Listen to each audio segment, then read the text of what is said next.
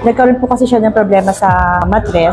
Hindi po siya tinipigilan ng menstruation for the past 9 weeks. Hello, I'm Michelle Enriquez, a solo parent, and I have 3 children po. Ito pong Best Barley, ang pinatry ko po sa youngest daughter ko po, which is 15 years old. And nagkaroon po kasi siya ng problema sa mattress. Hindi po siya tinipigilan ng menstruation for the past 9 weeks. And nandun na rin po yung dizziness niya. Headache po niya na hindi na rin talaga nawawala kahit umiinom po siya ng pain reliever.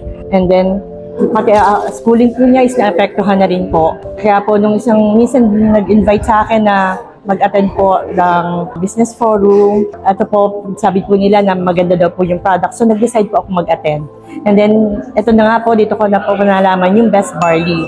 At yung po ang pinainom ko sa daughter ko. Sa unang araw po na pinainom ko siya, ipinatigil ko po sa anak ko lahat po yung 7 klase ng gamot na iniinom niya kasi hindi naman din po siya gumagaling doon sa kanyang gamot. So, nung first day po nang inom niya ng Best Barley, nagkaroon po siya ng pain, abdominal pain, pero sabi niya it's tolerable. And then, so nag-continuous po, sabi ko ituloy lang niya yung gamot niya pag inom niya ng Best Barley.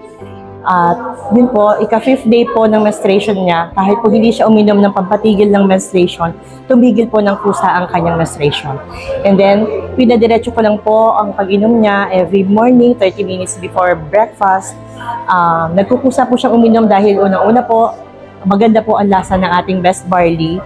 Wala pong aftertaste. So, talagang nakasanayan na po niya. Hanggang sa dumating po yung next cycle ng menstruation niya, first time po siyang nag-mens ulit ng hindi po siya humingi ng pain reliever.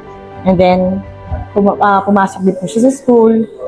After 5 days po, tumigil na rin po talaga ng kusa. So, naging normal po talaga ang menstrual period ng anak ko dahil po sa Best Barley.